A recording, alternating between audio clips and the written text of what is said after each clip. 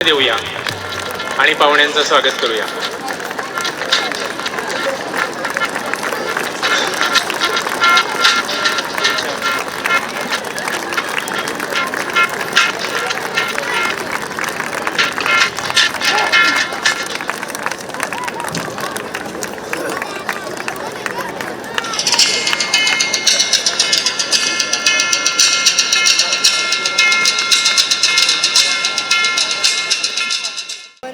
सुस्वागतम सुस्वागतम.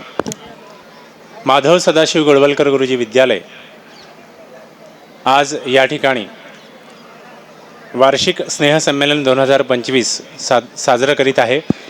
या निमित्ताने आलेल्या सर्व मान्यवरांचं मी या ठिकाणी स्वागत करतो.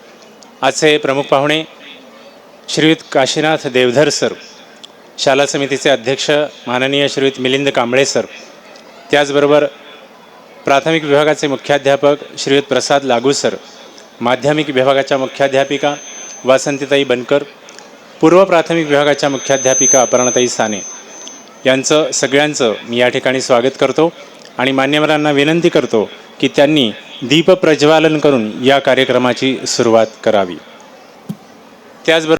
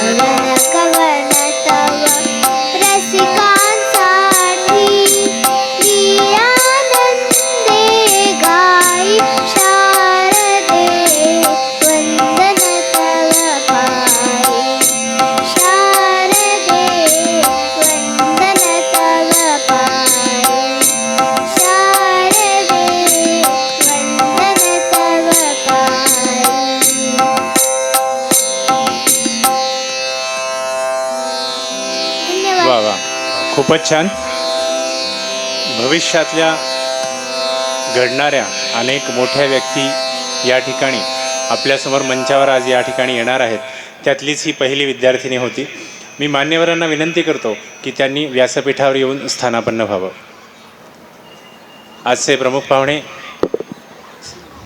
तिन्ही विभागाच्या मुख्याध्यापक मुख्याध्यापिका माननीय कांबळे सर, पालक शिक्षक संघाच्या उपाध्यक्षा आत्ता या ठिकाणी उपस्थित झालेल्या आहेत. त्यांना विनंती करतो की त्यांनी कृपया व्यासपीठावर यावं.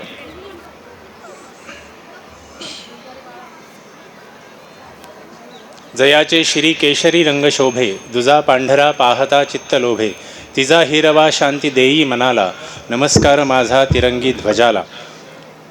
अशा या तिरंग्याचं स्मरण करून आणि भारतभूच्या विषयी मनामध्ये असलेलं प्रेम अधिक वृद्धिंगत व्हावं या कारणासाठी शाळा यावर्षी आपल्यासमोर वंदे वंदे मातरम हा विषय घेऊन स्नेहसंमेलन सादर करीत आहे.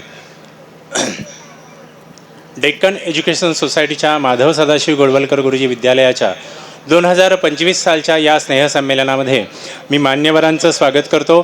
त्याचबरोबर या ठिकाणी उपस्थित असलेले सर्व पालक, विद्यार्थ्यांचे आजी आजोबा आणि सर्वच जण या सगळ्यांचं मी या ठिकाणी स्वागत करतो. आज आपल्याला प्रमुख पाहुणे म्हणून श्रीयुत काशीनाथ देवधर सर लाभलेले आहेत.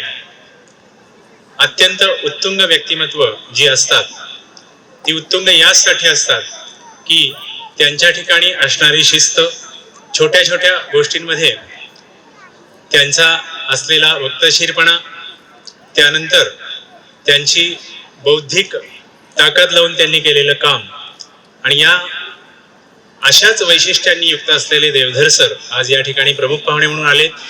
त्यांचं जोरात टाळ्या वाजवून आपण स्वागत करूया.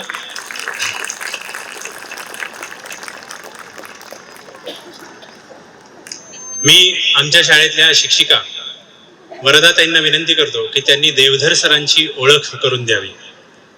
सन्माननीय व्यासपीठ, उपस्थित मान्यवर आणि बालचमूंनो, राष्ट्रसेवा, कर्तव्यनिष्ठा आणि विज्ञाननिष्ठ विचार यांचा सुंदर संगम म्हणजे आजचे आपले प्रमुख पाहुणे माननीय श्री काशीनाथ दामोदर देवधर सर. देवधर सर हे भारत सरकारच्या DRDO अंतर्गत पुणे येथील ARDE संस्थेत कार्यरत असलेले निवृत्त ज्येष्ठ शास्त्रज्ञ आहेत. जवळपास 4 दशक त्यांनी संरक्षण संशोधनाच्या क्षेत्रात देशसेवा केली आहे. स्वदेशी शस्त्र निर्मिती, रणगाड्यांची अचूकता वाढवणे तसेच हलक्या वजनाच्या पण प्रभावी तोफांची निर्मिती या सर्व क्षेत्रात त्यांचे योगदान अत्यंत मोलाचं आहे. त्यांच्या कार्यातील एक स्मरणीय क्षण थोडक्यात सांगते. 1999च्या कारगिल युद्धाच्या काळात उंच पर्वतीय भागात वापरता येईल अशी हलकी पण विश्वासार्ह तोफ तातडीने आवश्यक होती. परदेशी तोफा जड होत्या. अशा कठीण परिस्थितीत देवधर सर आणि त्यांच्या टीमने कोणती गुणवत्ता कमी न करता तोफेचे वजन लक्षणीयरित्या कमी करण्याचं धाडस केलं. या निर्णायक टप्प्यावर त्यांना थेट मार्गदर्शन लाभलं होतं ते भारतरत्न APJ अब्दुल कलाम यांचं. तुमचा यावर आत्मविश्वास किती, असा प्रश्न जेव्हा डॉक्टर कलाम यांनी त्यांना विचारला तेव्हा देवधर सरांनी शांतपणे व तडक उत्तर दिलं, 100%. त्या एका आत्मविश्वासावर विश्वास ठेवून स्वदेशी शस्त्रांची प्रत्यक्ष युद्ध सज्ज चाचणी झाली आणि ती यशस्वी ठरली. हा केवळ वैज्ञानिक विजय नव्हता तर भारतीय आत्मनिर्भरतेचा अभिमानाचा क्षण होता. देवधर सरांचं संपूर्ण कार्य हे केवळ संशोधनापुरते मर्यादित नाही, ते खऱ्या अर्थाने राष्ट्रभक्तीचं जिवंत उदाहरण आहे. देशाच्या सुरक्षेसाठी अहोरात्र काम करणाऱ्या जवानांच्या हातात अधिक सक्षम, अधिक सुरक्षित आणि अधिक शस्त्र असावीत ही भावना त्यांच्या प्रत्येक प्रकल्पामागे होती. त्यांनी नेहमीच स्वदेशी तंत्रज्ञान, स्वदेशी विचार आणि स्वदेशी आत्मविश्वास यावर भर दिला. घोषणांपेक्षा कृतीवर विश्वास ठेवणं, शांतपणे काम करणं आणि यश संपूर्ण राष्ट्राला अर्पण करणं हेच त्यांच्या जीवनाचं सार आहे. राष्ट्रभक्ती म्हणजे नुसती भावना नव्हे, तर देशासाठी घेतलेली जबाबदारी हे त्यांच्या कार्यातून ठळकपणे दिसतं. या उल्लेखनीय कार्याची दखल घेत त्यांना 1999 व 2004 मध्ये राष्ट्रीय स्तरावरील उत्कृष्ट कार्याबद्दल गौरवपत्र व पुरस्कार देखील प्राप्त झाला आहे. 2020 मध्ये पिनाक आत्मनिर्भर भारत पुरस्कार प्रदान करण्यात आला. हे सन्मान त्यांच्या समर्पित देशसेवेचे प्रतीक आहेत.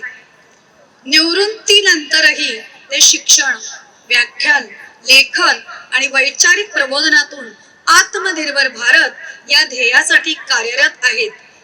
हर काम देश के नाम हा मंत्र त्यांनी केवळ सांगितला नाही तर जगाला दाखवून दिला आहे.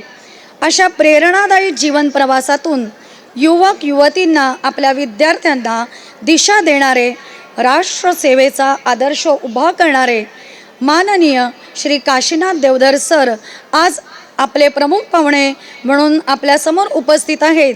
मी आपल्या शाला समितीचे अध्यक्ष माननीय श्री मिलिंदजी कांबळे सर यांना विनंती करते की माननीय देवधर सरांचा शाळेतर्फे सत्कार करावा.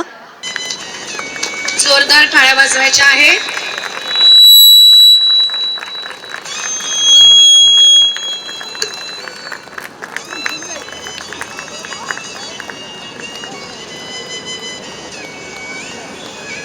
पुढील सूत्र विकास दिग्रसकर सरांकडे देते.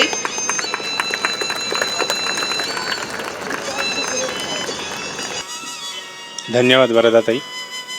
आत्ताच आपण सरांचा परिचय जरी ऐकलेला असला तरी ज्यावेळेला आम्ही सरांना भेटायला गेलो त्यावेळेला आम्हाला त्यांच्याशी बोलत असताना अनेक गोष्टी कळल्या. स्नेहसंमेलन कसं असतं की आता इथे आजी आजोबा बरेच उपस्थित आहेत, बरोबर आहे की नाही. आपला नातू किंवा आपला मुलगा स्टेजवर काहीतरी सादर करतो याचं कौतुक प्रत्येक पालकाला असतं. म्हणजे मला आठवतं आहे ही प्रॅक्टिस घेत असताना त्या निवेदनातल्या मुलांना काही ना एकच वाक्य आलं आहे, पण तरीही ती मुलं नाही आम्हाला स्टेजवर यायचं आहे असं म्हणाली. मी म्हटलं तुम्ही नाराज नाही आहात ना, तुमच्या पालकांची परवानगी आहे का? तर ती मुलं म्हणाली हो, आमचे आईबाबा हो म्हणाले. एकाच वाक्याला हो म्हणाले. आणि असं हे ऐकल्याच्यानंतर माझ्या लक्षात आलं की प्रत्येकाला आपल्या या शाळेच्या व्यासपीठावर येऊन सादरीकरण करण्याची तळमळ असते. आणि हे मी का सांगतोय, आपण सगळेजण त्यांचं कौतुक करायला निश्चितपणे आले आहात. सर ज्या शाळेमध्ये शिकले त्या शाळेच्या विषयीची कृतज्ञता सरांच्या मनात किती मोठी आहे. सरांना या ठिकाणी पुण्यामध्ये सद्गुरू बाबा महाराज सहस्त्रबुद्धे मठातर्फे एक पुरस्कार देण्यात आला संशोधक म्हणून. आणि तो पुरस्कार काही सामान्य नव्हता. म्हणजे सन्मानपत्र, मानचिन्ह, शाल, श्रीफळ इत्यादी सगळं होतं. पण याचबरोबर त्या पुरस्कारामध्ये 1,00,000 रुपयांची ठेव होती, म्हणजे पोटरी होती त्याच्यात मिळालेली त्यांना. आता ह्या 1,00,000 रुपयांचं मी निवृत्त झाल्यावर मला म्हणजे पेन्शन मिळते, सगळं माझं सगळं व्यवस्थित आहे हे लक्षात आल्याच्यानंतर सरांनी काय केलं असावं, त्या 1,00,000 रुपयांमध्ये आणखी काही पैशांची भर घातली, आणखी काही सहस्र रुपयांची भर घातली आणि ती देणगी ते ज्या शाळेत शिकले त्या शाळेला नेऊन दिलेली आहे. असं आदर्श व्यक्तिमत्व आज आपल्यासमोर बसलेलं आहे. सरांच्या विषयी सांगावं तेवढं थोडंच आहे, फार लांबवत नाही. शाळेचे माननीय मुख्याध्यापक श्रीयुत प्रसाद लागू सरांना विनंती करतो की त्यांनी आजच्या कार्यक्रमाचं प्रास्ताविक करावं. आज 19 डिसेंबर 2025 शुक्रवार मासो गोळवलकर गुरुजी विद्यालयाच्या इयत्ता 1ली ते 4थीच्या स्नेहसंमेलनात व्यासपीठावरील सर्व आदरणीय मान्यवर, उपस्थित पालक, स्नेही, प्रशालेच्या निवृत्त सर्व ताई, या सर्वांचं मी मनापासून स्वागत करतो. 2025 या ग्रेगोरियन वर्षात एक घडलेली घटना, ती म्हणजे ऑपरेशन सिंदूर.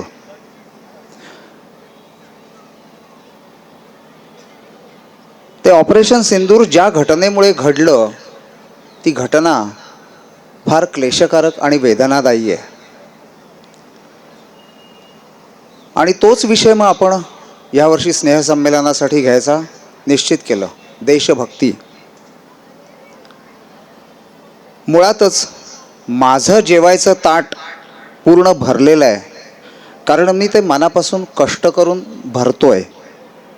पण ज्यांचं ताट पूर्ण भरलेलं नाही, त्यांनी दुसऱ्याच्या ताटात हात मारून काही गोष्टी हिसकावून घेणे, ही वृत्ती दिवसेंदिवस वाढत चालली आहे. आणि हे आपण पाहतोय, अनुभवतोय. महाभारत भारताच्या इतिहासातील एक महाकाव्य. कौरवांनी जे केलं त्याची फळं त्यांना भोगावीच लागली. श्रीकृष्णांनी सांगितलंय, तुमच्या केलेल्या कर्माची फळं इथेच भोगावी लागतात. आणि हे माहीत असून सुद्धा दुर्दैवानं अशा लोकांच्या सिंडिकेट्स तयार होत आहेत. पण आपले आजचे प्रमुख पाहुणे देवधर सर हे फक्त देणार आहेत. विकास सरांनी जो उल्लेख केला, त्यांना सहस्रबुद्धे मठाकडून जेव्हा 1 लाख रुपये मिळाले, त्याच्यामध्ये त्यांनी 31,000 रुपये घालून ते त्यांनी त्यांच्या प्राथमिक शाळेला 15 ऑगस्ट रोजी भेट म्हणून दिलेले आहेत. डॉक्टर कलाम सरांबरोबर काम केलेले DRDO येथील ते निष्णात शास्त्रज्ञ आहेत. 2006 साली सायंटिस्ट ऑफ द इयर, 2019 साली पिनाक पुरस्कार आत्मनिर्भर भारतासाठी. 26 किलो वजनाच्या तोफेत टेक्निकली कोणताही बदल न करता त्याचं वजन कमी करून त्या जवानांच्या हाती त्यांनी दिल्या. म्हणजे आपल्या देशामध्ये असलेली बुद्धिमत्ता, त्याचा वापर देशासाठीच त्यांनी केला. आणि त्यामुळेच आपण त्या तोफांच्या सहाय्यानेच आपण कारगिल युद्ध जिंकलेलो आहोत. असे हे सन्माननीय देवधर सर, ह्यांच्या व्यतिरिक्त दुसरे कोणी प्रमुख पाहुणे विचारसुद्धा मनात आला नाही. विषय आपला शाला समिती अध्यक्षांना सांगितला स्नेहसंमेलनाचा, आणि कांबळे सरांनी आम्हाला लगेच सांगितलं देवधर सरांना बोलवा, ते ह्या विषयासाठी उत्कृष्ट आणि उत्तम मार्गदर्शन करतील. आणि हे मार्गदर्शन मुलांसाठी असणार आहे. ऑपरेशन सिंदूरमुळे देशभक्ती हा विषय स्नेहसंमेलनासाठी घ्यायचं आम्ही ठरवलं. आणि त्याला सर्व पालकांनी, आज मी बघतोय अनेक वेगवेगळ्या पद्धतीच्या वेशभूषेमध्ये मुलं आलेली आहेत, त्याला पालकांची साथ असल्याशिवाय हे होत नाही. त्यामुळे पालक, शाला समिती सदस्य, शाला समिती अध्यक्ष, पूर्व प्राथमिक विभागाच्या मुख्याध्यापिका, माध्यमिक विभागाच्या मुख्याध्यापिका आणि प्राथमिक विभागातले सर्व शिक्षक, या सर्वांप्रती कृतज्ञता व्यक्त करतो आणि थांबतो. धन्यवाद. जय हिंद.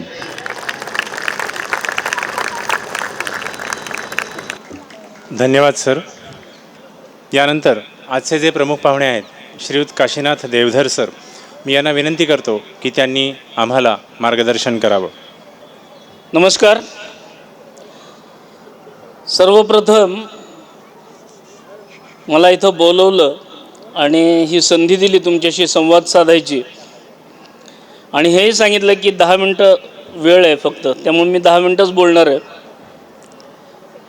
त्याबद्दल शालेय समिती असेल, पदाधिकारी असतील संस्थेचे, आणि शाळेचे मुख्याध्यापकांपासून सर्व शिक्षक, या सर्वांचे आभार मानतो. कारण युद्धातल्या कथा ह्या नेहमी ऐकाव्या वाटतात, आणि मला प्रत्यक्ष 40 वर्ष डिफेन्समध्ये काम करायची संधी मिळाली. मी जेव्हा येत होतो तेव्हा समोर नाव वाचलं माधव सदाशिव गोळवलकर, आणि मला माझं लहानपण आठवलं. मी ज्या वेळेला 71 सालची गोष्ट आहे, मी 8वीमध्ये 8 वर्षाचा होतो आणि त्यावेळेला परमपूजनीय गुरुजी म्हणत असत त्यांना, गोळवलकर गुरुजींचा प्रवास बीडला होता. मी ज्या शाळेत शिकत होतो त्या साईडला. त्यांना बघायची संधी मला मिळाली, त्यांना ऐकायची संधी मिळाली. लहान होतो. ते आले. पूर्ण जिल्ह्यामधनं जवळजवळ 50,000 60,000 लोक आलेले होते. असं मोठं मैदान होतं आणि बरोबर ठरलेल्या वेळेला ते आले. ठरलेल्या कार्यक्रमाप्रमाणे ते सगळ्यांना, बौद्धिक वर्ग होता, प्रकट बौद्धिक वर्ग, त्याप्रमाणे मार्गदर्शन करणार होते.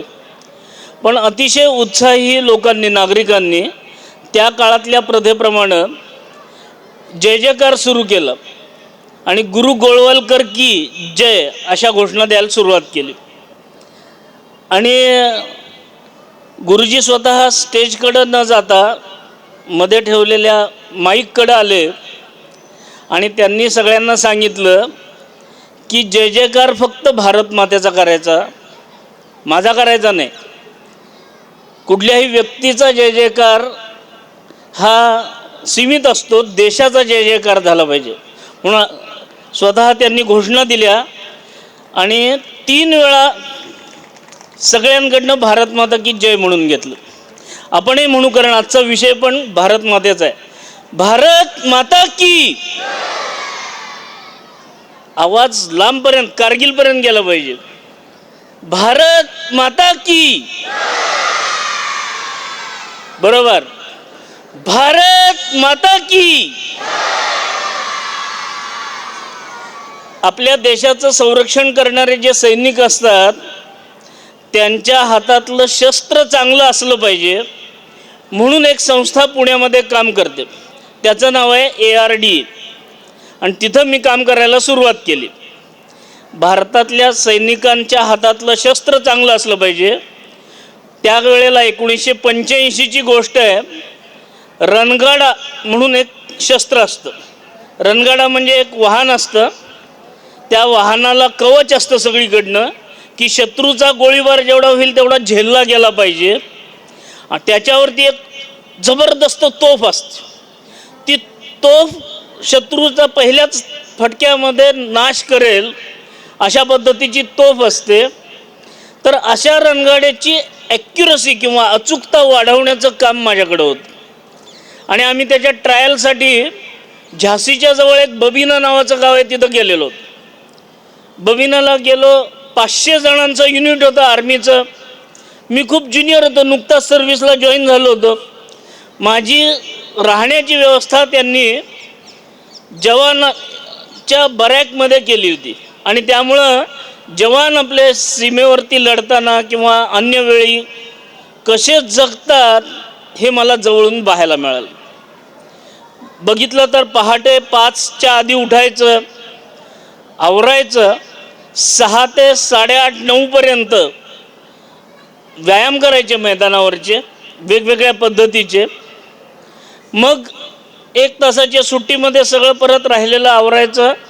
10:30 वाजता आपापल्या ठिकाणी कामावर रुजू व्हायचं. ज्याचं जे नेमून दिलेलं काम आहे ते करायचं.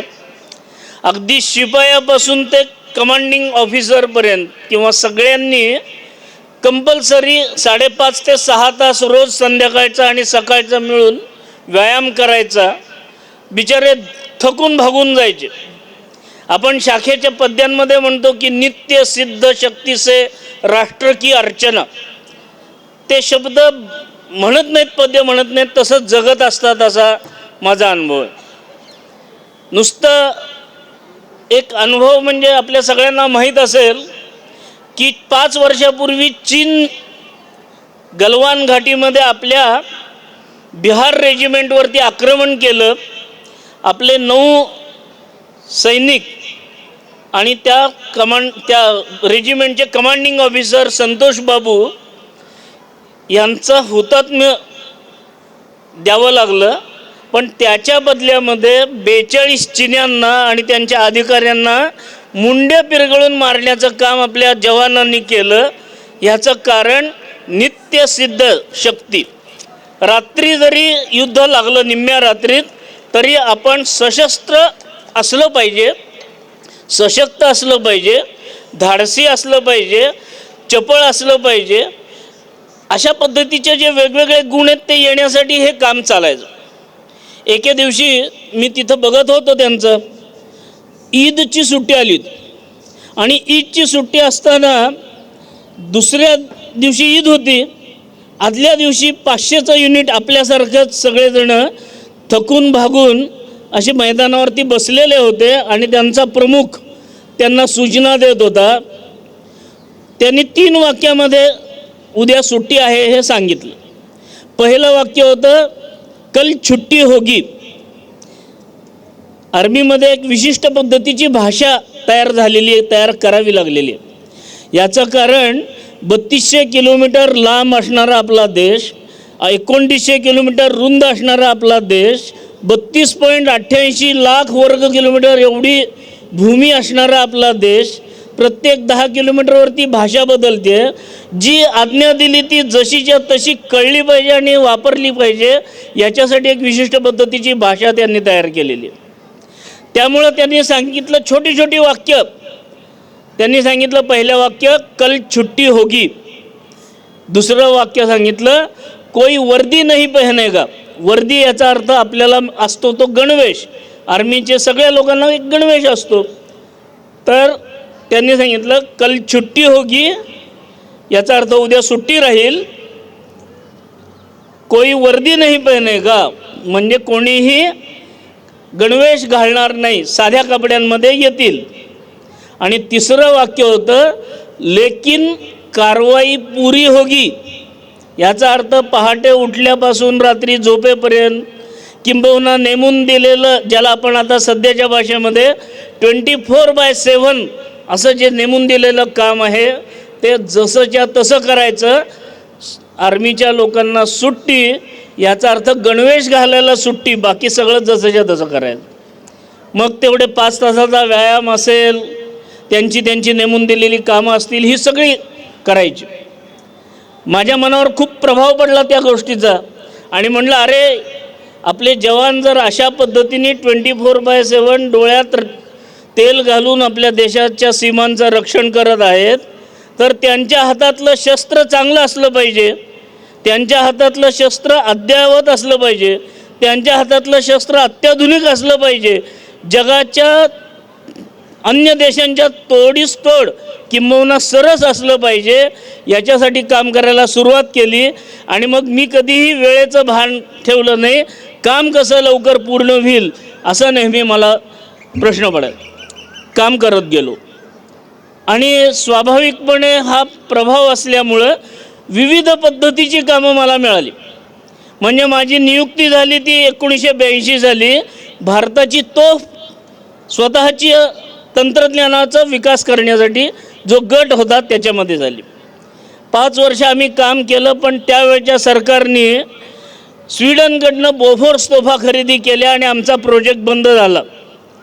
आणि त्यावेळेला मला खूप वाईट वाटत होतं की जगामध्ये भारताची ओळख काय, तर सर्व प्रकारची शस्त्रास्त्र परदेशातनं आयात करणारा देश म्हणून आपल्याची ओळख होती. खरं म्हणलं तर ही चांगली ओळख नाही, पण त्यावेळेला असं होतं की जगात सगळ्यात जास्ती शस्त्रास्त्र खरेदी करणारा, आयात करणारा देश म्हणजे भारत. 40 वर्ष काम केल्यानंतर मागं वळून बघतो तेव्हा असं लक्षात येतं की आज भारताची स्थिती काय आहे, तर आज भारत सर्व प्रकारची शस्त्र निर्यात करू लागलेला आहे. स्वतःची शस्त्र स्वतः बनवत आहे, आत्मनिर्भर झालेला आहे. ज्या तोफांसाठी आम्ही स्वीडनकडे बघत होतो त्या तोफांच्या वरचढ तोफा आम्ही आत्ता आपल्या स्वतःच्या ह्याच्यात केल्या आहेत. आणि पुण्यातली जी भारत फोर्ज लिमिटेड कंपनी यांच्याबरोबर आमचं संधान दिलं, आमची डिझाईन आणि त्यांचं प्रोडक्शन असं एकत्र करून 2022 सालच्या 19 नोव्हेंबरला एक करार झाला आणि $155.5 मिलियन ऑर्डर ही त्यांना परदेशात शस्त्र पाठवण्यासाठी आपल्याला एक्सपोर्टची ऑर्डर मिळाली. या स्थितीमध्ये आता आपण आलेलो. 40 वर्षामध्ये मला खूप अनुभव मिळाले. 10 मिनिटात बसवणं अवघड आहे, परत कधीतरी येईन तेव्हा सांगेन. पण 40 वर्षामधली 35 वर्ष मी माणसं मारणं असेल, शत्रू बरं का, शत्रूची ज्याला आपण लक्ष्य म्हणतो, टार्गेट म्हणतो, ही नष्ट करणं असेल, बिल्डिंग कोलॅप्स करणं असेल, रणगाडा फोडणं असेल, विमान विरोध करणं असेल, अशा वेगवेगळ्या पद्धतीची शस्त्रास्त्र बनवण्यामध्ये माझं योगदान देता आलं. आर्मीसाठी योगदान दिलं, विमानविरोधी तोफेवरती काम केलं की ज्याचा वेग 1 मिनिटाला 4200 गोळ्या बाहेर करेल एवढा प्रचंड होता. अशा पद्धतीचं पण काम करायची संधी मिळाली. रणगाड्याचं काम सांगितलंच मी तुम्हाला. त्याचबरोबर अशी वेगवेगळ्या पद्धतीची कामं केली की ज्याच्यातनं माणसं किंवा जे काही लक्ष आहे ते फोडून टाकायचं अशा पद्धतीची कामं मिळाली. पण माझं नशीब चांगलं म्हणजे शेवटच्या 5 वर्षामध्ये मला माणूस जगवण्यासाठी काम करायची संधी मिळाली. आणि भारताचं जे तेजस नावाचं आपलं विमान आहे, त्या विमानामधला जो पायलट असतो, जो चालक असतो, वैमानिक असतो, त्या वैमानिकाचा इमर्जन्सीमध्ये, आपत्कालीन स्थितीमध्ये काही अडचण आली तर तो जिवंतपणे बाहेर काढणारी जी यंत्रणा असते ती बनवली. आणि त्याच्याबद्दल तो मगाशी माझा उल्लेख झाला पिनाक पुरस्कार. तर स्वदेशी तंत्रज्ञान विकसित करून ते आपल्या स्वदेशी विमानाला बसवलं, ह्याच्यासाठी तो पुरस्कार मिळाला होता. आणि त्याचं विशेष असं आहे की परदेशी पद्धतीची प्रणाली वापरली तर कमांड दिल्यापासून 1400 मिलीसेकंद लागत असत. आता केवळ 14 मिलीसेकंदामध्ये आम्ही ते काम करून मोकळे होतो. अशा पद्धतीचं काम करायची संधी मिळाली. शेवटचं सांगतो एक अनुभव. सरांनी सांगितलं की तुम्ही सांगा म्हणून. तर अशी विविध प्रकारची शस्त्रास्त्र करत असताना मी ज्या वेळेला काम करत होतो, 1996ची गोष्ट आहे, त्यावेळचे जे सरसेनापती होते जनरल शंकरराव चौधरी, ARDमध्ये पुण्यामध्ये आमच्या ऑफिसमध्ये आले होते. त्यांना आम्ही सर्व प्रकारची शस्त्रास्त्र जी तयार करतो ती दाखवत होतो. आणि ती दाखवत असताना ती सगळी बघत होते, पण त्यांच्या डोक्यामध्ये इंटेलिजन्सनी किंवा गुप्तचर विभागाने दिलेला सूचना होती. त्यामुळे त्यांनी आम्हाला सांगितलं की ती खांद्यावरची तोफ आहे की नाही ती खूप चांगली आहे, पण त्याचं वजन आहे 26 किलो. आणि आपल्याला द्रास, कारगिल, बटाली असा जो उच्च पर्वतीय रांगांचा हिमालयातल्या शिखरांवरती लढायचं आहे. तिथं 3 प्रकारचं आव्हान असतं आपल्या सैनिकांना. एक आव्हान असतं ते म्हणजे 39पर्यंत थंडी असते, त्यामुळं थंडीपासूनचं संरक्षणाचे सगळे गिअर्स किंवा ज्याला कोट असेल, हेल्मेट असेल, या सगळ्या गोष्टी वापरायला लागतात. दुसरा प्रकार, जसजसं समुद्रसपाटीपासून आपण उंच जातो हवा विरळ होते, त्यामुळं पुरेसा ऑक्सिजन मिळत नाही, त्यामुळं हालचालींवरती अडचणी होतात. त्यामुळं तो एक प्रकार होता. आणि तिसरं प्रत्यक्ष युद्ध करायचं. त्यामुळं म्हणले की हे वजनाला 26 किलोवरनं जर कमी केलं वजन तर आम्हाला ते हवं आहे. आणि योगायोगाने झोकून देऊन काम करण्याची सवय असल्यामुळं असेल, मला ते काम करायची संधी मिळाली. आणि माझ्या नेतृत्वामध्ये 26 किलो वजनाची तोफ 2 वर्षामध्ये नवीन तंत्रज्ञान स्वतःचं विकसित करून 14 किलोवरती आणली. 12 किलो वजन कमी केलं आणि त्याच्यामध्ये यश मिळालं. तोपर्यंत कारगिलचं युद्ध सुरू झालं. कारगिलचं युद्ध सुरू झालं तेव्हा आमचे प्रमुख होते डॉक्टर APJ अब्दुल कलाम. आणि युद्ध सुरू झालं असताना डॉक्टर कलामांचा फोन आला मला ऑफिसमध्ये. डायरेक्टरच्या बोलवून घेण्यात आलं आणि मला डॉक्टर कलामांनी विचारलं की देवधर, आपल्या जे वेपन तयार करत होतो, तर सगळा संवाद इंग्रजीत झाला, मी तुम्हाला मराठीत सांगतो की ते म्हणले की हे शस्त्र आपले कुठपर्यंत आलं आहे, काय परिस्थिती आहे त्याची सध्या. मी म्हटलं सर 2 शस्त्र तयार आहेत, पण त्याच्या सगळ्या आधुनिक चाचण्या ज्या असतात, ज्याला आपण क्वालिफिकेशन टेस्ट म्हणतो, कारण त्या चाचण्या झाल्याशिवाय आपण आर्मीला ते वेपन देऊ शकत नाही, तर त्या चाचण्या राहिलेल्या आहेत. तर डॉक्टर कलामांनी मला विचारलं की पण तुला काय वाटतं, तुझा कॉन्फिडन्स काय आहे किंवा तुला आत्मविश्वास काय सांगतो. तर मी म्हटलं सर मला पूर्ण आत्मविश्वास आहे की हे काम करेल आणि व्यवस्थितच काम करेल. ते म्हणले तू विसरून जा म्हणले, मग चाचण्या बिचण्या ती वेपन घेऊन ये दिल्लीला, आपण ती प्रत्यक्ष कारगिल युद्धामध्ये पाकिस्तानवरती त्याच्या चाचण्या घेऊ. आणि अशा पद्धतीने पाकिस्तानवरती चाचण्या घेण्यासाठी मी 2 वेपन घेऊन गेलो. पहिल्यांदा दिल्लीला गेलो, तिथं चीफ कंट्रोलर होते, त्यांना दाखवली. त्यांनी कलाम सरांकडं पाठवलं. ते वेपन घेऊन मी तिथं गेलो तर कलाम सरांना इतकी उत्सुकता होती, ते स्वतः त्या वेपनपाशी आले आणि मला अनेक प्रश्न विचारले. आणि त्या प्रश्नांची व्यवस्थित उत्तरं दिल्यानंतर त्यांनी एक हॉटलाईन उचलली आणि सरसेनापतींना फोन करून सांगितलं, या पुण्याच्या मुलांनी 2 शस्त्र आणली आहेत, पाकिस्तानवरती याची चाचणी का घेऊ नये आपण, असं विचारल्यानंतर डॉक्टर कलामांना ते म्हणले, चीफ म्हणले यस सर. आणि तोपर्यंत जनरल शंकरराय चौधरी रिटायर होऊन जनरल VP मलिक हे सरसेनापती झालेले होते. पुढच्या तासाभरामध्ये मी त्यांच्या ऑफिसमध्ये वेपन सकट गेलेलो होतो आणि माहिती देत होतो. अनेक सैन्याधिकारी, जवळजवळ 12 ते 15 सैन्याधिकारी तिथं उपस्थित होते. त्यांच्यासमोर या वेपनची सगळी माहिती दिली, काम कसं करतं सांगितलं, टेक्नॉलॉजी काय वापरली सांगितलं, काळजी काय काय घ्यायची हे सांगितलं, फायदे काय आहेत, तोटे काय आहेत, काय करायला हवं, काय करायला नको, ज्याला आपण डूज अँड डोंट्स असं म्हणतो, या सगळ्या गोष्टी सांगितल्या. त्यावेळेला त्या सरसेनापतींना सुद्धा सांगितल्यानंतर त्यांनीच काही प्रश्न विचारले आणि त्या सरसेनापतींनी मला एक सांगितलं की ही वेपन तू आर्मी कमांडरकडे दे. मला वाटलं आता या खोलीतून जायचं आणि शेजारच्या खोलीत आर्मी कमांडर बसलेले असतील, पण युद्ध पातळीवरती काम कसं होतं ह्याचा अनुभव मला मिळाला. मला एअरलिफ्ट करून वेपन सकट घेऊन गेले उधमपूरला, जम्मूच्या पुढं. जसं पुण्यामध्ये सदर्न कमांड आहे, दक्षिण कमांड, तसं उत्तर कमांड की ज्याच्या नेतृत्वामध्ये ती लढाई चालू होती तिकडं मला पाठवण्यात आलं. आणि त्यांनाही ती माहिती सांगितली मी. जनरल HM खन्ना म्हणून होते त्यावेळेला. जनरल HM खन्नांना ती सगळी वेपन सांगितली आणि तीच माहिती सर्व जी आत्तापर्यंत सांगितली ती त्यांनाही सांगितली. ते म्हणले ठीक आहे, आम्ही या चाचण्या घेतो म्हणले. मला परत पाठवलं. मला वाटलं होतं की एखाद्या युनिटपर्यंत जावं लागतं आहे का काय सांगण्यासाठी, पण त्यांनी तिथनं पाठवलं. युनिटल्याच ऑफिसरला तिथं बोलवलेलं होतं. मी परत आलो आणि 26 जुलै 1999ला आपण युद्ध जिंकलं कारगिलचं.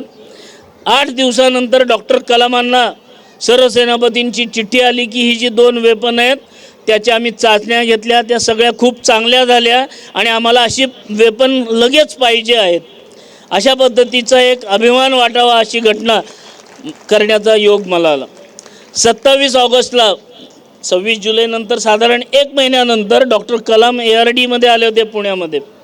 आणि पुण्यामध्ये आल्यानंतर त्यांनी मला 45 मिनटं त्या वेपनबद्दल सगळी परत एकदा पहिल्यापासून रिव्ह्यू म्हणतो आपण असा घेतला आणि सांगितलं की ही वेपन आर्मीला पाहिजेत असं या पत्रात लिहिलेलं आहे, लवकरात लवकर तयार करून तू दे, कारण त्या ज्या चाचण्या राहिलेल्या आहेत त्या चाचण्या करायच्यात. वेल डन म्हणून डॉक्टर कलामांनी पाठीवर शाबासकी दिली. माझ्या दृष्टीने ते सगळ्यात मोठं पारितोषिक आहे असं मला वाटतं, कारण डॉक्टर कलामांचा सहवास तर मिळालाच, पण प्रोत्साहन पण देत असत आणि त्याचा अनुभव मी घेतला. त्यानंतर 5 वेपन तयार करून आर्मीकडे दिले आणि चाचण्या करायच्या म्हणून आम्ही इन्फंट्री स्कूल महू म्हणून इंदूरच्या जवळ आहे तिथं गेलो. इंदूरला गेल्यानंतर ते कर्नल साहेब होते एक प्रमुख. त्या कर्नल साहेबांनी मला पहिलाच प्रश्न विचारला की हे वेपन कोणाचं आहे म्हणलं. मी म्हणलं आमचं आहे. ते म्हणले मग फायरिंग करून दाखवा. मी म्हणलं अरे आम्ही सिव्हिलियन सायंटिस्ट लोक आहोत, एक गोळी फायर करायची असेल तर लायसन लागेल, परमिशन लागेल, अथॉरिटी लागेल, सगळ्या वेगवेगळ्या गोष्टी लागतील, तर तुम्ही काय करता. तर त्यांनी सांगितल्यानंतर मी म्हटलं आमच्याकडे हे काही नाही, तुमच्याकडे आहे. तर त्यांनी मला एक रिपोर्ट दाखवला. ते म्हणले नाही म्हणले, जुनं जे 26 किलो वजनाची तोफ होती ती खांद्यावरनं फायर केल्यावर तो गोळा बाहेर पडतो. 2 जण वापरतात, एक गनर असतो आणि एक लोडर असतो. तो गोळा बाहेर न पडता खांद्यावर फुटला होता आणि दोन्ही जवानांची मुंडकी अशी उडून गेलेली होती. असा भयानक ॲक्सिडेंट झालेला होता. मग त्यावेळेला मनामध्ये त्यांनी सांगितलं की तुम्ही जर फायरिंग करून दाखवलं तर ट्रायल पुढं होईल, नंतर ट्रायल पुढं होणार नाही. लहानपणापासून मी सांगितलं बीडला राष्ट्रीय स्वयंसेवक संघाच्या शाखेत जाताना पद्य म्हणायचो. ते पद्य असं होतं की हो जाओ तैयार साथियो, हो जाओ तैयार, अर्पित कर दो तन मन धन, मांग रहा बलिदान वतन, अगर देश के काम न आए तो जीवन बेकार. या ओळी माझ्या मनात यायला लागल्या आणि मी त्या कर्नल साहेबांना म्हटलं, सर मी फायर करून दाखवतो.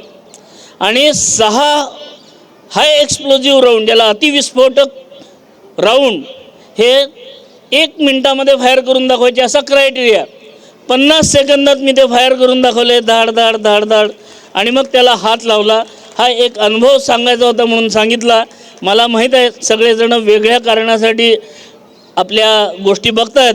परत कधी संधी मिळाली तर जास्ती सांगेन. जय हिंद. धन्यवाद सर. उत्तम सहवासाचा परिणाम काय असतो हे आज आपल्याला सरांच्या रूपाने या ठिकाणी लक्षात येतं. चांगल्या माणसांच्या सहवासात राहिलं की काय चांगलं आहे हेच पाहायची सवय माणसाला लागते. नाहीतर आज आपण पाहतोय आपल्या आसपास अशीच अनेक लोकं असतात की काय उणं आहे, आणि काही लोक तेवढ्यासाठी पण कार्यक्रमाला आलेली असतात. तर आपल्याला ती दृष्टी घ्यायची नाही. आज आपल्याला कलामांची दृष्टी सरांनी सांगितली, ती दृष्टी घेऊन कार्यक्रमाला बसायचं आहे. कारण आपले हे बालचमू जे आहेत त्यांना मोठेपणी ज्यावेळेला त्यांचे फोटो ते पाहतील त्यावेळेला त्यांच्या लक्षात येणार आहे की त्यावेळेला मी किती मेहनत घेतलेली होती, आणि त्यावेळेला चूक जरी झालेली असली, चूक जरी मी चुकलो जरी असलो तरीही ती चूक मी पुढे भविष्यात कधीच केली नाही ह्याची आठवण करून देणारे ते फोटो त्यांच्या ठेव्यामध्ये राहणार आहेत आठवणींच्या.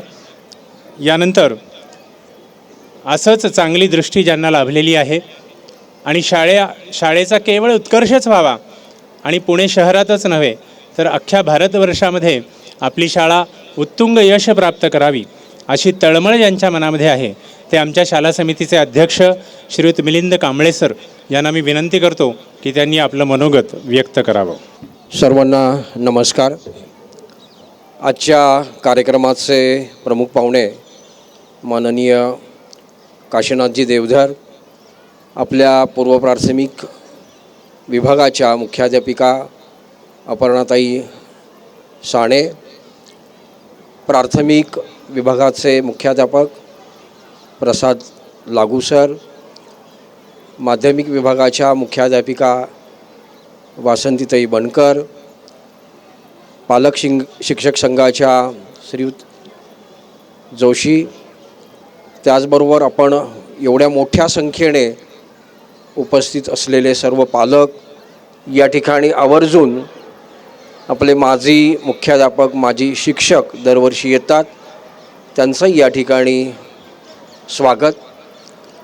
खरं म्हणजे आपले 2 स्नेहसंमेलन आत्ता या आठवड्यामध्ये झाले आणि सांगायला अतिशय आनंद होतो. या दोन्ही स्नेहसंमेलनाचं वैशिष्ट्य ते म्हणजे आपल्या पूर्व प्राथमिक विभागाचं यावर्षीचं स्नेहसंमेलनाचा विषय होता संत ज्ञानेश्वर. सगळ्यांना माहिती अतिशय अवघड असा विषय घेऊन त्या छोट्या मुलांनी 3 तास अतिशय संत ज्ञानेश्वरांचं संपूर्ण जीवन दर्शन दाखवताना अवघड विषय सोपा कसा करून सांगावा अशा प्रकारचं स्नेहसंमेलनाचा विषय घेताना, ज्याला आपण म्हणू की या छोट्यांची चुणूक जी आपल्याला या स्नेहसंमेलनातनं दिसली, त्याचं सगळ्यांनी कौतुक केलं. आपल्याला सगळ्यांना माहिती की माधव सदाशिव गोळवलकर गुरुजींचा आपल्या या शाळेला आशीर्वाद आहे, आणि त्यामुळे आपले सर्वच शिक्षक आणि पालकही ज्या पद्धतीने या दोन्हीचा चांगला समन्वय साधून घेतलेलं कुठलंही कार्य हे शिवधनुष्यासारखी पेलतात आणि उत्तम कलाकृती निर्माण करण्याचा प्रयत्न करत असतात. आपले सर्वच विद्यार्थी जेव्हा स्नेहसंमेलनामध्ये कुठलंही कलाकृती सादर करताना एका अर्थाने आपण पालकांनी हे समजून घेतलं पाहिजे की त्याचं हे जे काही व्यासपीठ आहे त्या व्यासपीठातूनच तो अतिशय चांगला गुणी असलेला विद्यार्थी, असलेला कलाकार आणि त्याला जे दिसतं, त्याला जे भावतं, त्याला जे या ठिकाणी सादर करायचं असतं तो मुक्तपणे सादर करत असतो. आणि जसं मी म्हटलं की पूर्वप्राथमिकचं स्नेहसंमेलन मी पाहिलं, यातले काही पालक आलेसुद्धा असतील पाहायला, जे 2-2 पालक आहेत त्यांनी त्याचा अनुभव घेतला आहे. आणि जे मोठ्यांचं स्नेहसंमेलन झालं ते म्हणजे 8वी 9वी 10वी, तर या मोठ्यांचं स्नेहसंमेलन पाहताना असं लक्षात आले की अतिशय व्यावसायिक पद्धतीने कशा पद्धतीचं सादरीकरण असावं, म्हणजे जसं महाविद्यालयांमध्ये अतिशय उत्तम सादरीकरण केलं जातं अशा पद्धतीचं हे स्नेहसंमेलन नुकतंच झालं. आणि त्यामुळे खूप आनंद वाटतो की आपली शाळा म्हणून जेव्हा अशा विषयांचा निवडून, म्हणजे असे विषय निवडून ज्या पद्धतीने मुलांना आपल्याला घडवायचं असतं, त्यांना दृष्टी द्यायची असती, आणि ती निश्चितपणे आपण अशा प्रकारच्या या कलाकृतीतून पाहतो. त्याच्याही अगोदर एक 4-5 वर्षापूर्वीच्या गोष्टींकडे लक्ष देतो की हे घडण्यामागचं कारण काय. तर आपण जेव्हा 6 वर्षापूर्वी स्वातंत्र्यवीर सावरकरांचा मृत्युंजयी सावरकर हा कार्यक्रम केला गणेश कला क्रीडामध्ये, 185 विद्यार्थ्यांना घेऊन तो भव्य कार्यक्रम करताना त्यांचं जे सादरीकरण होतं त्या सादरीकरणाच्या विषयी गेली 2 महिने 3 महिने जी काही आपला सराव असतो, तो सराव आपले विद्यार्थी पाहत असतात की कलाकृती निर्माण कशी होते, आपल्याला नेमकं काय द्यायचं, आपल्याला नेमकं काय सादर करायचं, तो सराव असतो, ती साधना असते. आणि यातून आपले शिक्षक विद्यार्थ्यांना घडवतात. त्याच्यानंतर मागच्या वर्षीचा झालेला आपला तीर्थशिवराय असेल की ज्याच्यामध्ये 1500 विद्यार्थी या व्यासपीठावरती, भव्य व्यासपीठावरती सादरीकरण करत होते. आणि अनेकांनी सांगितलं की इतकं मोठं असलेलं व्यासपीठ हे फक्त माधव सदाशिव गोळवळकर गुरुजी विद्यार्थीच तीर्थशिवरायसारखं नाटक भव्य करू शकतात. कारण त्यातली मुलांची गुणवत्ता जी आहे ती गुणवत्ता आम्हाला त्या दिवशी पाहायला मिळाली. आणि म्हणून मी यासाठी आवर्जून उल्लेख करतो की या 2 भव्य असलेल्या मोठ्या महानाट्यासारख्या कार्यक्रमातनं आपले विद्यार्थी घडत आहेत. आणि मग आपल्याला कळतं की आपल्या विद्यार्थी जेव्हा हे 8वी 9वी 10वीचे सगळं कार्यक्रम पाहिले तेव्हा खरं शिक्षकांचं फक्त 25%च योगदान होतं, पण उरलेलं 75% योगदान हे आपल्या 8वी 9वी 10वीच्या मुलांनी ह्या 2 कलाकृतींकडं पाहत छोट्या छोट्या बारकावी, छोट्या छोट्या सगळ्या गोष्टी शिकत त्यांना एवढं मोठं व्यासपीठ अगोदर मिळाल्यामुळे त्यांनी आपल्या शिक्षकांना एका अर्थाने इतका मोठा आशावाद निर्माण केला की बघा आम्ही कशा पद्धतीचं सादरीकरण करतो. अतिशय शास्त्रीय संगीताचा असलेला त्याच्यामध्ये त्यांनी उत्तम सादरीकरण या सगळ्या ह्याच्यातनं केलं होतं. आजचं सुद्धा सादरीकरण मला असं वाटतं अतिशय अप्रतिम होतील याचा विश्वास आहे. आपण सगळेजण उत्सुक आहात. या ठिकाणी थांबतो. धन्यवाद. धन्यवाद सर. तुम्हाला जे अपेक्षित आहे तसंच सादरीकरण करण्याचा आज विद्यार्थी या ठिकाणी प्रयत्न करणार आहेत. शिक्षक प्रतिनिधी सोनियाताई तांबेकर यांना विनंती करतो की त्यांनी ऋणनिर्देश करावा.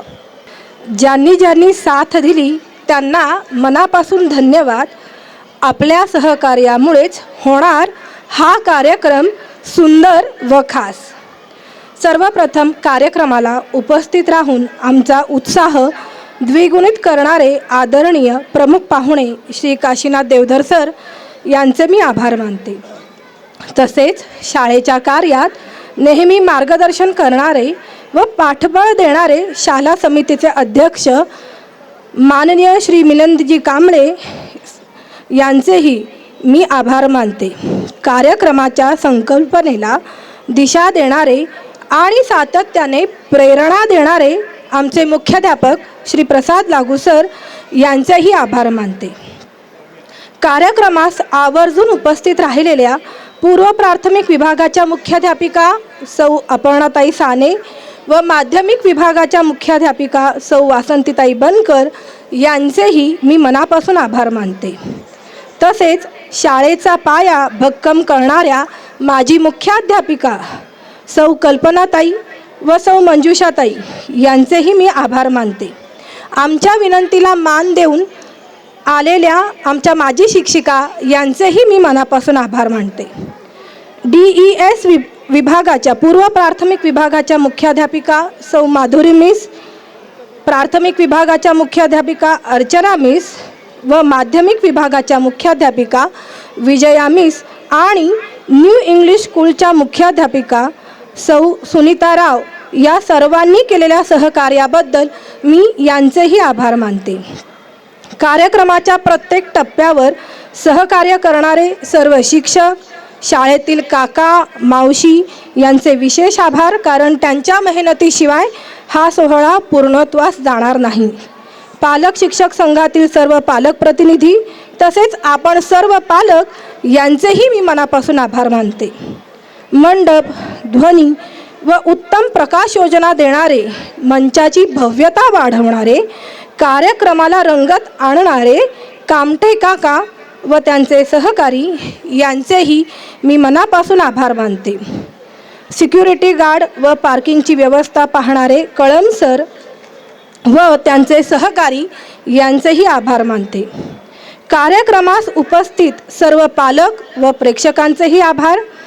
कार्यक्रमात उपस्थित असलेले आमचे सर्व बालचमू यांना कार्यक्रमासाठी खूप खूप शुभेच्छा. अनावधानाने कोणाचे आभार मानायचे राहून गेले असतील तर शाळेच्या वतीने मी त्यांचेही आभार मानते. धन्यवाद. धन्यवाद ताई.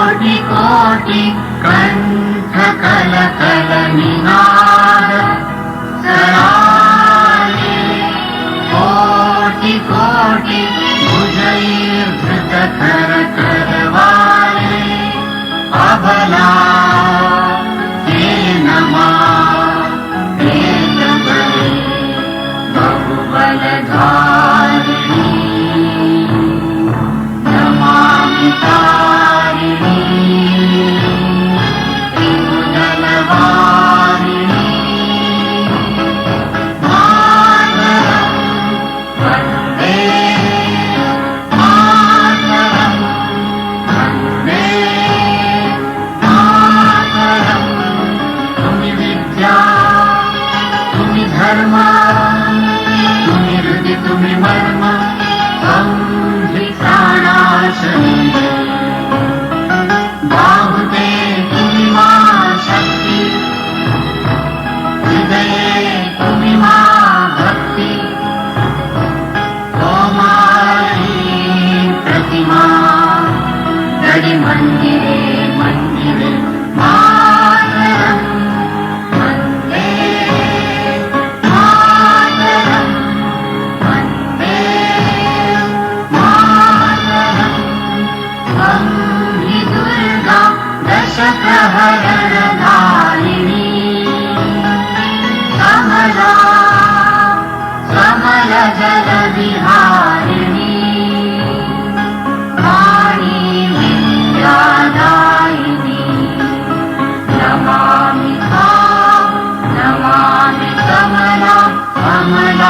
अतुलां सुजलां सुफलां